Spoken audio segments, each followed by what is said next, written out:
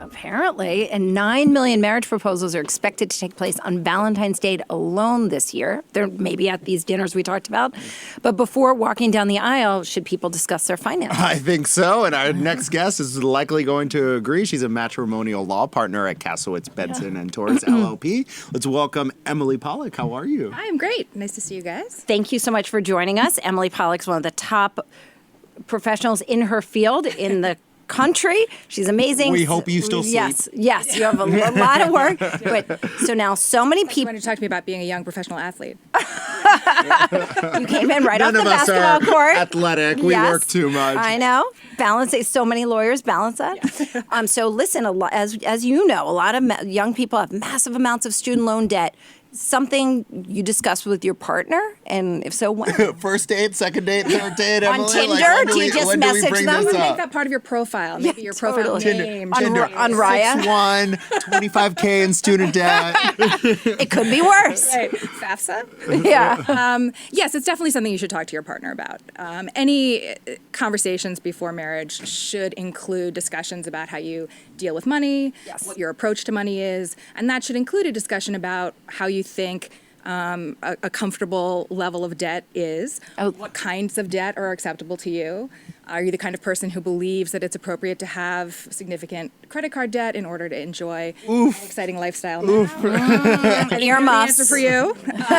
This is giving me anxiety as you tell me this. Are you okay with things like a mortgage? Because that is a kind of debt. That's a great point. And with student debt, what's the plan? So I think one thing that people need to know if they decide after they've had those questions that they want to move forward with the marriage is how that's going to be dealt with. So the debt is separate property, but if you pay it off during the marriage, I've had a number of clients who at the time of the divorce say, but I paid down $100,000 of his student loan debt. And that was really nice of you. But you're not getting that back? So just to make this crystal clear, let's say I'm going to get married. Am I assuming my spouse's debt in any way? Like a company merging. Like what happens? Right. You don't assume debt that is individual debt of your spouse, but the issue becomes, as I said, how is that debt dealt with during the marriage? So anything that you're earning during the marriage in the absence of a prenup, anything that you're earning during the marriage is marital.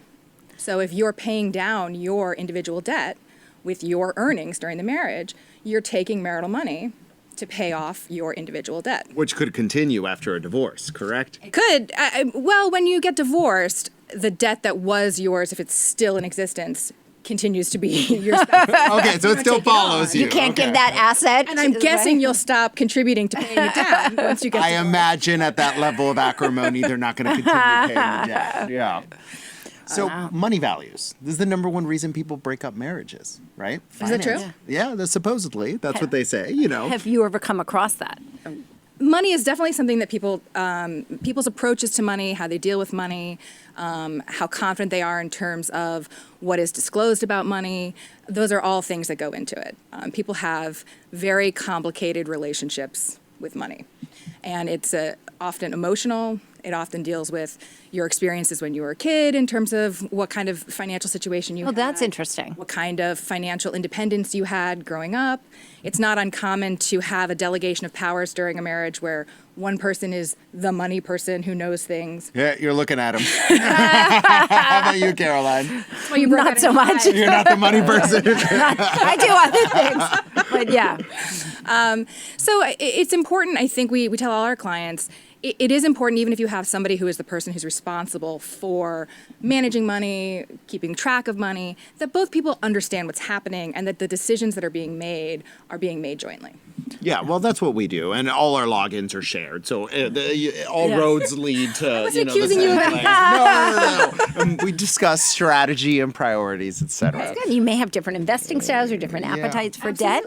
And let's talk about the revenue side, right? Let's say you're a person who's making more money than your partner. How do you? Congratulations, that's a great position to be in. Right, but let's say sometimes today's world is confusing. Yes. If you get married, have a very lucrative career. Let's say the person that you meet makes less. How do you manage that? Yeah, and how do you start? How do you initiate that conversation? Well, it's definitely a conversation you have to have, even though it's a difficult one. Yeah. And I think all conversations about money are difficult.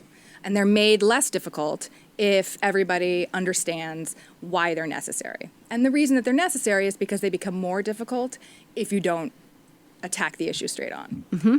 You know, some people are uncomfortable having one person be the breadwinner and the other person not. It may be that the person who's the breadwinner feels that they have more responsibility, more obligations, it's too much of a burden. It may be that the person who makes less money feels that they're marginalized, they don't have the same kind of power, they don't have the same contribution to the partnership.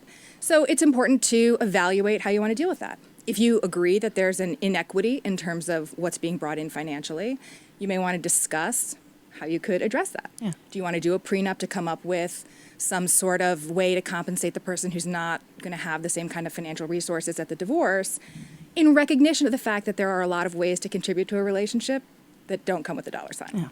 Maybe more dishes. That's so sweet. There are many ways to contribute Yes. to a relationship that do not come That with is dollars. true. That's my Valentine's Day card. That's your Valentine's Day card? So romantic. Is it a free Valentine's Day card that you just Yes. print out Like and draw fold? it. Yeah. It's great. You know, and it's funny that you mentioned this too, because statistically, according to the dating pool, since there are so many empowered females like you now, A lot of the dating pool of men that's available to these empowered females don't make as much money as them. Yeah, I've Yeah. noticed that. I have Yeah, a yeah, you've noticed that? Yeah, that's an issue everywhere in every corner of the world because the world has changed, right? Yep. It used to be historically the man was, Right. the breadwinner Yep. and, females just, got married. And that's almost turned on its head these days. Yeah, especially in places like New York, there's a big surplus of females who are killing it. Financially independent, absolutely. Yeah. Yep. So, these changing norms change the idea of marriage and relationships and gender roles and et cetera, et cetera. Yeah, absolutely. And turning a little bit on different tack, what advice do you have for up and coming lawyers? Since you're a partner at your Yeah, firm, the future is female. The future is now. Yeah. How's it going over there in female land in the Yes. lawyer's office? Wow, I hadn't even thought about that. On the I spot. I think whether you're a man or a woman, if you're thinking about becoming a lawyer, you need to first identify why. When I was going to law school, Yeah. there was this idea that you're never going to regret having, a law degree. Yes. They're expensive. And we talked about student You have debt. to begin this. you can get your future spouse to pay for What's your it. return on investment? Yes. Absolutely. And Yes. you should think about what you really want to do before you kind of jump into that obligation. That- But once you have decided that that's what you want, I think it's the same advice that I would give anybody who's starting into a new career. Be confident, ask questions, be approachable, make a really good first impression because that's what you're basing the rest of your career Oh, on. those will follow you until you die. Great. Well, thank you so much for taking the time to Yeah. be here. Thank you. Your trip.